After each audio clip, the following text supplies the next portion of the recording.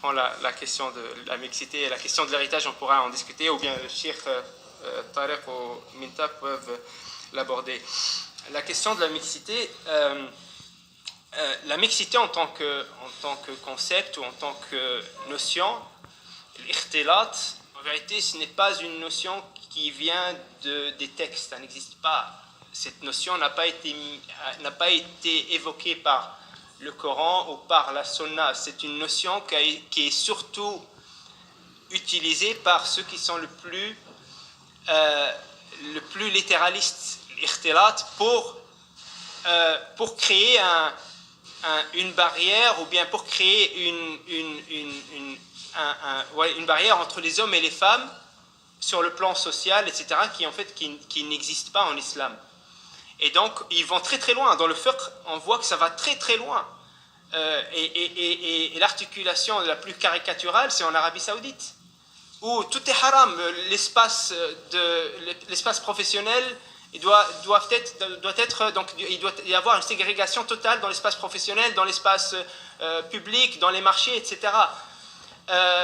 Et j'ai entendu une fois un cheikh saoudien qui était d'un certain âge, je crois qu'il devait avoir 90 ans, et qui racontait son expérience quand il est parti en Turquie pour enseigner. Et il a dit, en arrivant en Turquie, j'étais stupéfait par le fait que certaines des sœurs des étudiantes ne couvraient pas leur visage. Et donc le cheikh dit, mais je me suis trouvé dans une situation où je ne savais pas quoi faire. Et donc il a écrit un poème sur ça. Et sur la solution qu'il a trouvée à ce problème. Et dans son poème, il dit, فلما وضعت النظارة تساوت للعذراء والحجارة. Lorsque j'ai enlevé mes lunettes, je ne pouvais plus distinguer entre la Vierge et les pierres. Donc c'est ça la solution qu'il a trouvée. Il a enlevé ses lunettes pour pouvoir, voilà, comme ça il n'y voit plus rien. Donc c'est seulement pour vous dire que ça va très loin. En islam, il n'y a pas cette relation artificielle qui doit être créée dans la société. Toutefois, effectivement, il y a des limites. Il y a une barrière, il y a une distance. Il y a un poème, le Qahtani dans sa Nouni, il dit لا تقبلن من النساء مودة فقلوبهن سريعة الميلان.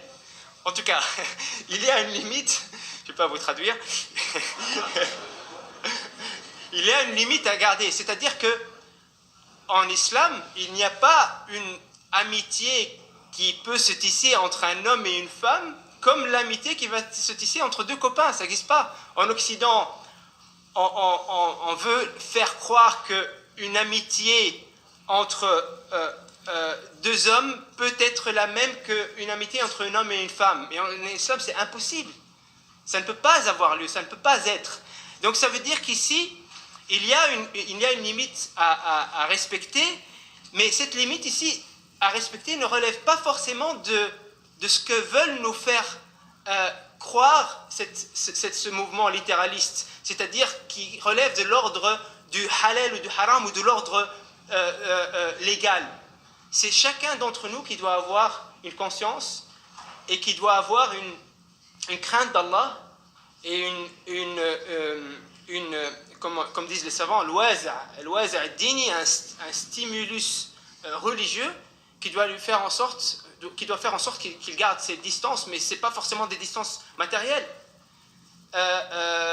Une fois, une femme a demandé à un cheikh, elle lui a dit, en fait elle est mariée, mais elle est tombée amoureuse d'un autre homme.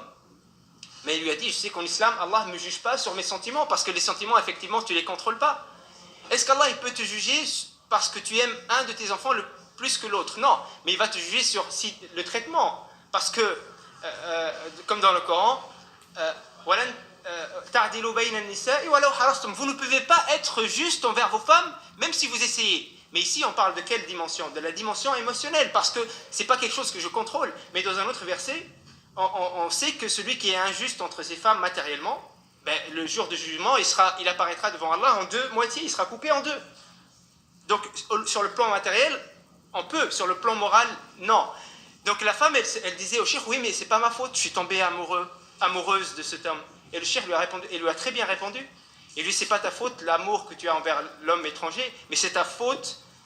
Ta faute, elle se trouve dans le chemin que tu as emprunté vers cet amour. Qu'est-ce que tu as fait? Comment ça se fait que tu en es arrivé là? Comment ça se fait que tu en es arrivé là? C'est que tu n'as pas mis les bonnes